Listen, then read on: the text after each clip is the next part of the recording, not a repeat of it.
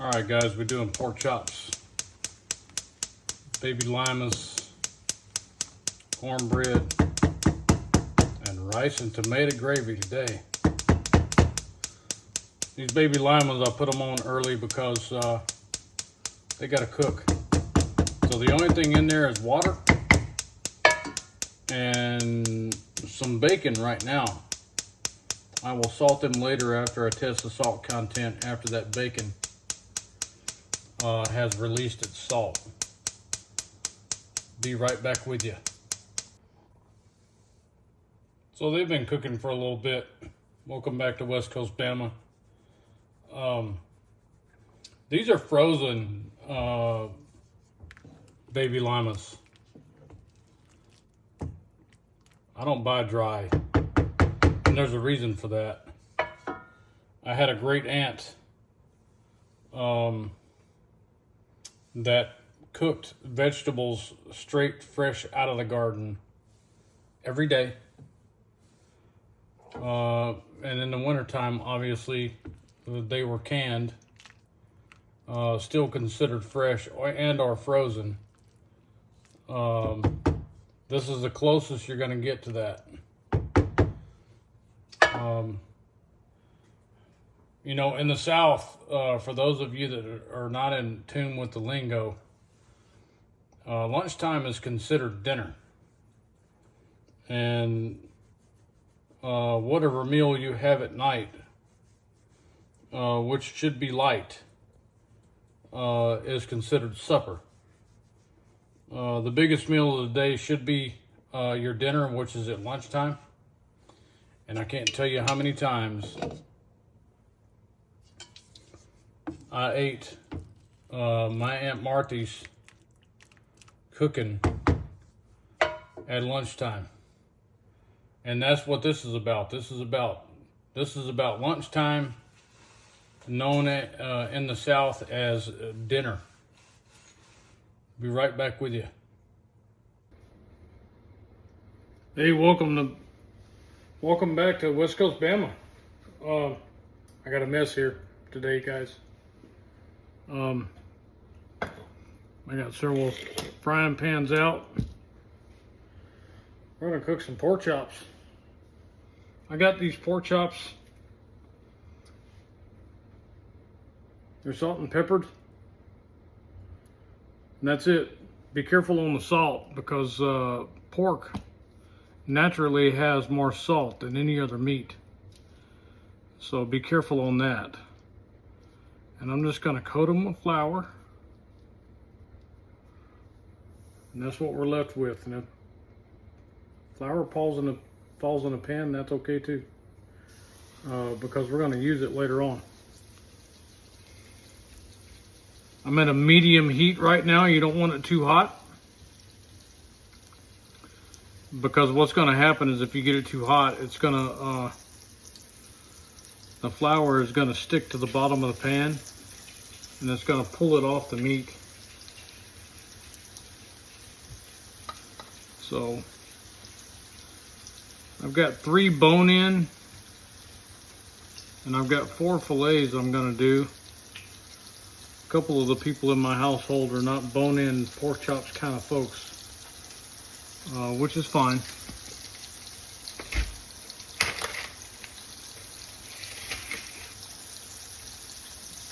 Get these spread out here and get them seasoned, and I'll get another one in there.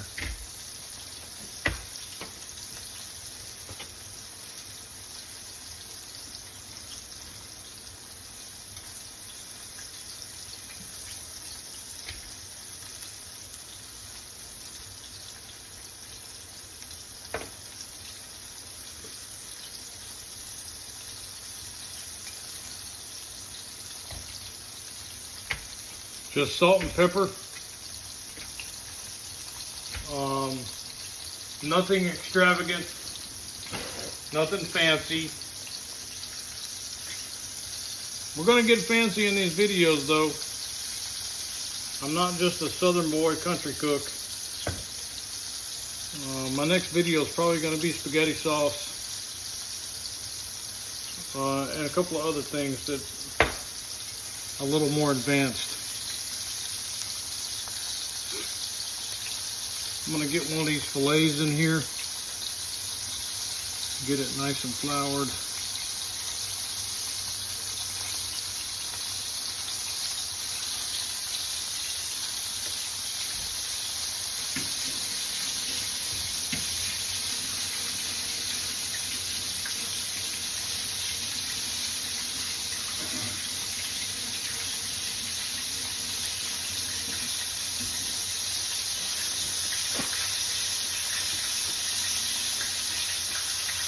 Turn the heat down just a little bit.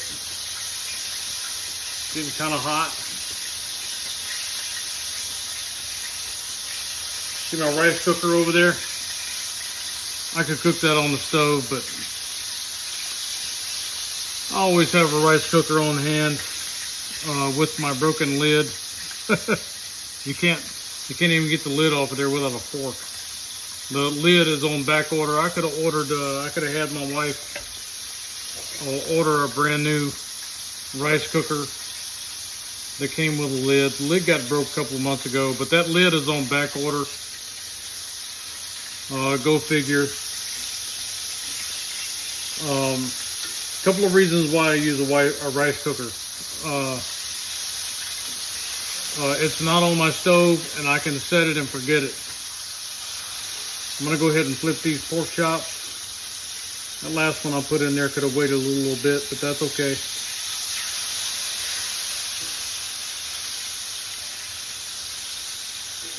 And then we have, like I told you earlier in the video, we have our lima beans over here. Our baby limas. We'll test those for salt content here in a little bit.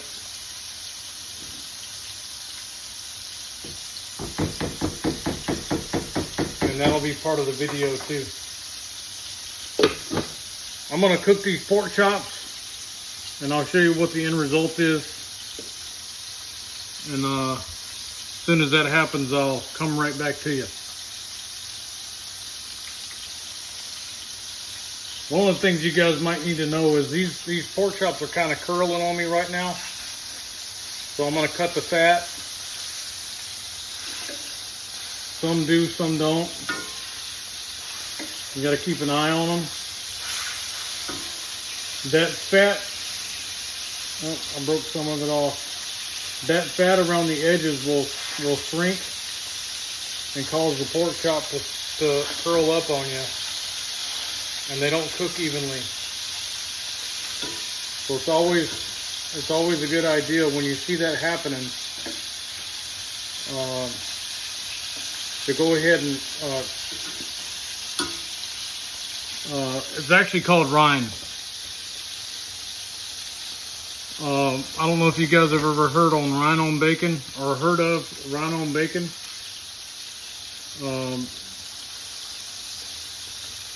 That fat around the edge of the pork chop is called rind. It's a little bit different than the rind that's on bacon. The rind that's on bacon is very hard, chewy, like a piece of beef jerky.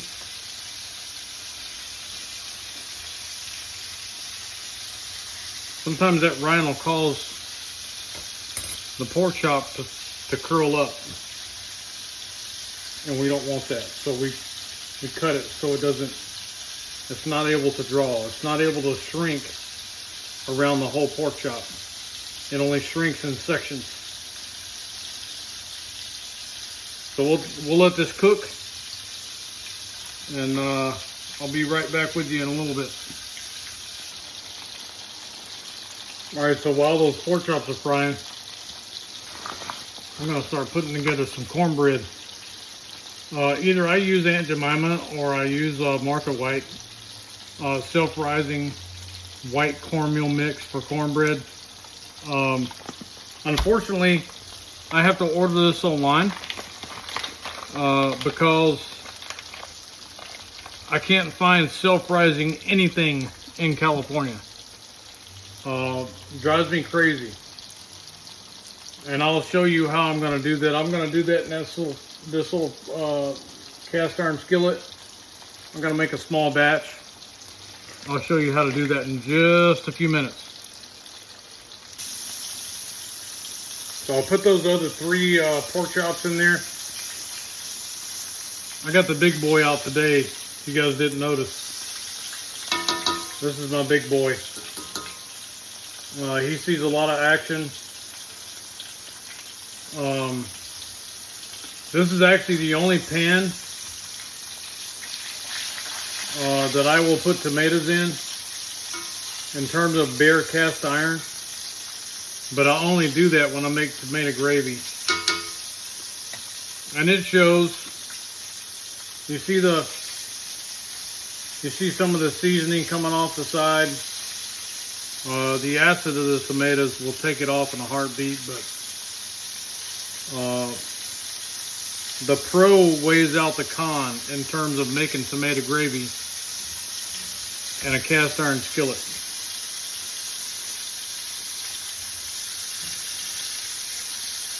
This is peanut oil.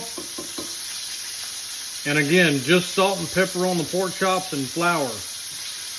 And I'm going to turn these bad boys, and they're curling just a little bit, but not too much. That one's got actually a pretty good curl. These 2 are going to come out here before long.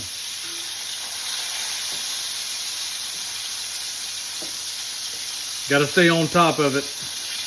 That one's ready to come out.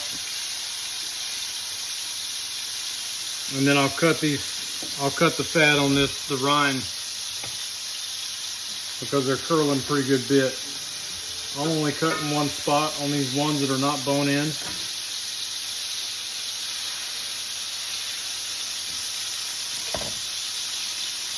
Take this guy out.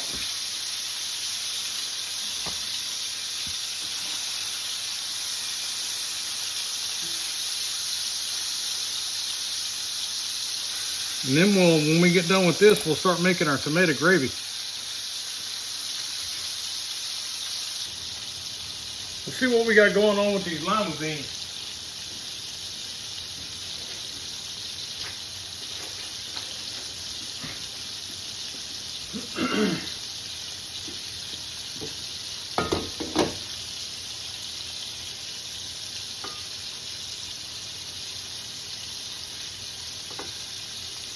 Get a little of that pot liquor in there.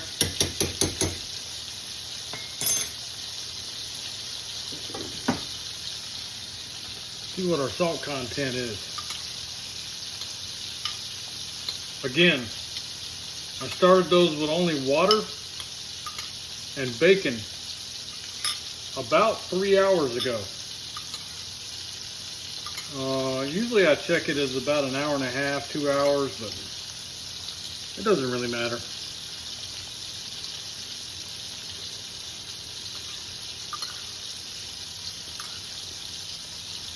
See, this is the reason why you gotta wait until the bacon salt has been released, because these don't need any salt. If you were to put salt in them right now, they would be too salty.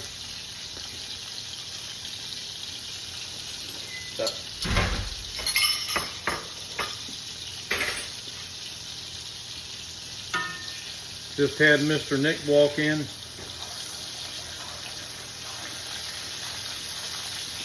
These are going to come out of here in a few minutes. And we're going to start our tomato gravy and cornbread. All right, guys, it's time to pull these out. They will darken up as they cool off. And we're going to get into making some tomato gravy. Let me get a couple of pot holders here.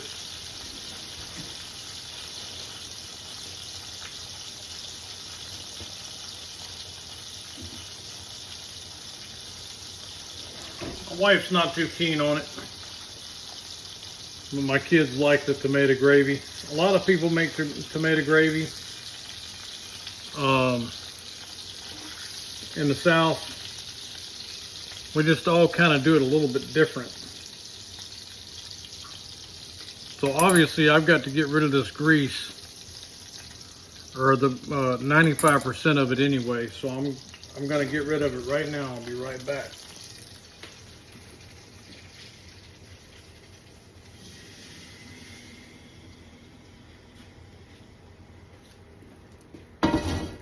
And a lot of people would add flour to that, but I don't do that.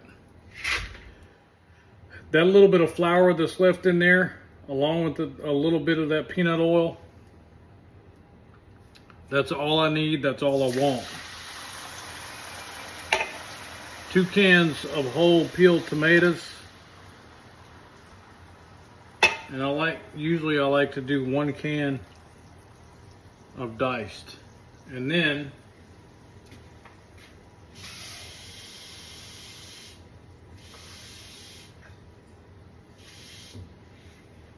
I'm gonna go ahead and throw a can of water in there.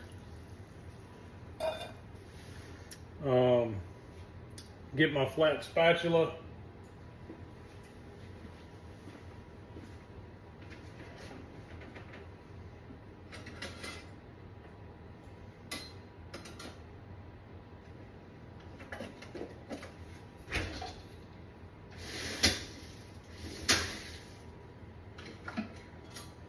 Well, maybe not.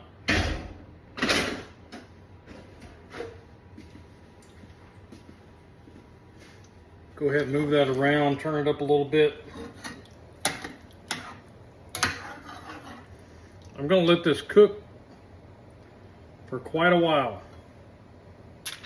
I'm going to get a potato masher in here at some point and cut up these tomatoes.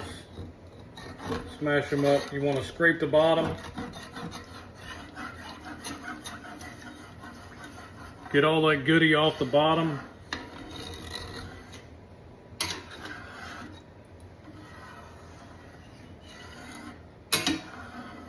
And we're going to let this reduce.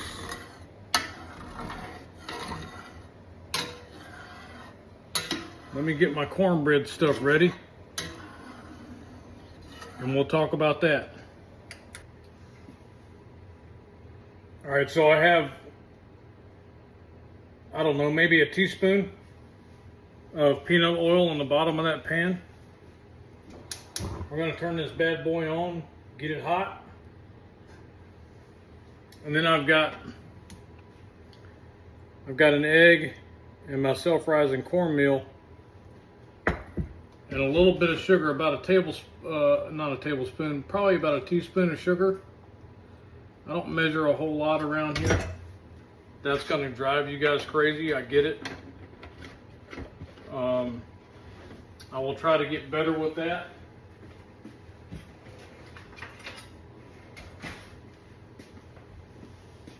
Oven is set at 450. I'm mixing up the cornmeal mix now.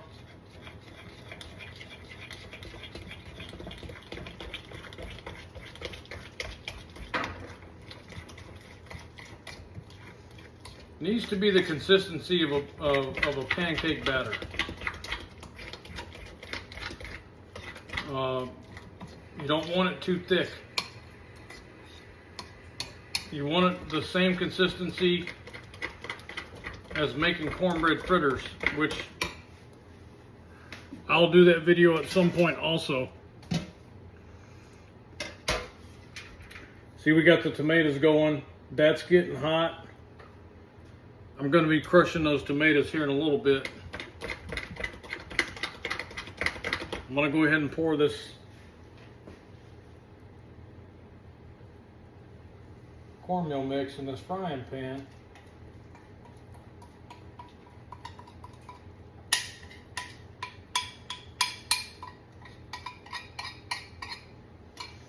And get it in the oven.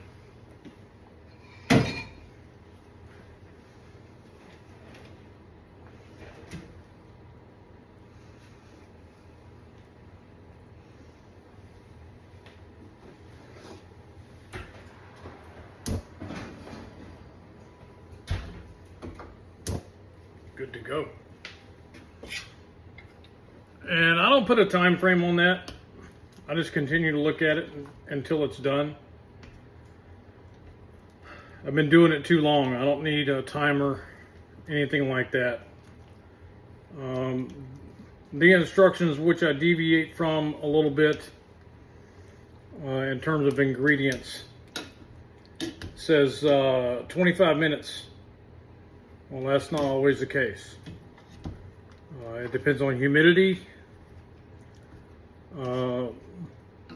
outside ambient temperature, inside ambient temperature versus humidity. That's the reason why I have a dual fuel stove. The oven on my stove is electric, while the cooktop itself is gas. And the reason being is because when natural gas is burned, it emits a lot of moisture. And if you're going to be baking pastries and stuff like that, it's best to use electric, so the moisture is not there. The only moisture you have to deal with is the relative humidity where you live or where you're located. So it's not always the same. That's the reason why I don't follow those kind of directions. I never have, probably never will. I got salt and pepper here. I haven't salted or peppered these tomatoes yet.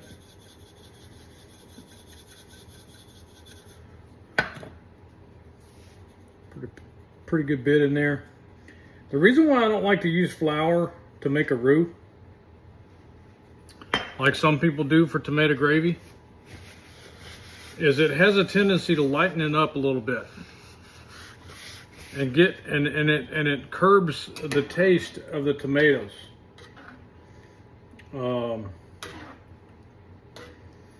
So I mean, a lot of people make a roux, not a very big roux, but they'll make a roux with flour and oil, using the oil that we used to cook the meat in. They will make a roux. I don't do that because I like my tomato gravy to have a deep red color. And then on top of that, like I said, the roux takes away from some of the tomato taste. This is the way my mother does it. This is the way I was taught. This tomato gravy thing comes from my mom's side of the family. My grandma, my mom's mom, my mom's dad. It's all been passed down by generation to generation. This is the way my mother does it, and this is the way I'll always do it.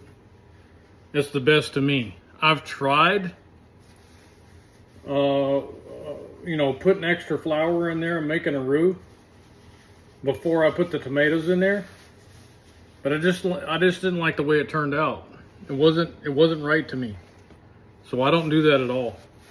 So I'm going to let this reduce. Excuse me. The pork chops are done. The lima beans are done. This is going to reduce while the cornbread is cooking, and dinner will be served, and I'll show you guys a plate of what it's supposed to look like.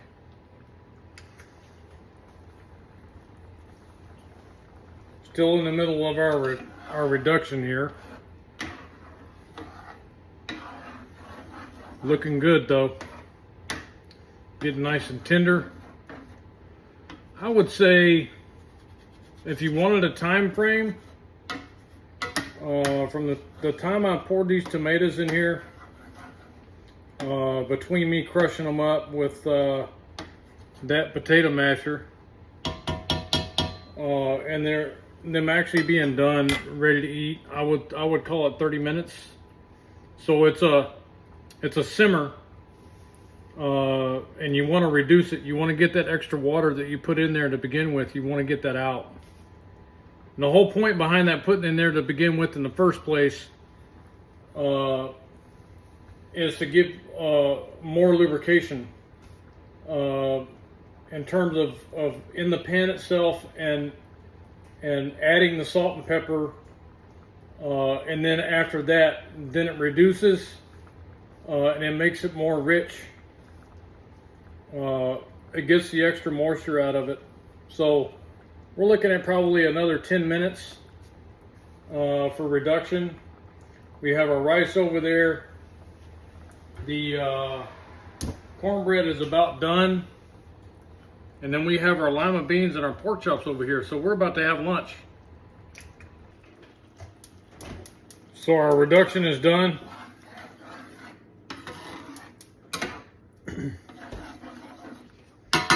See that cornbread over there? Still hot.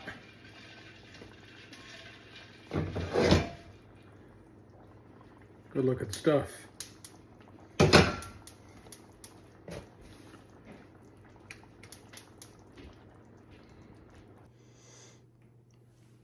That's what it's supposed to look like, y'all. Rice, tomato, gravy, pork chop. Got our baby limas over here with the cornbread in them. I'm a big rice guy. I'm a big rice and gravy guy. For the most part, but especially tomato gravy. You can put that tomato gravy on biscuits for breakfast. And that's what that tomato gravy that I've made today, whatever is left over, if any, which it doesn't always happen, I will save it for biscuits in the morning. Thanks for joining.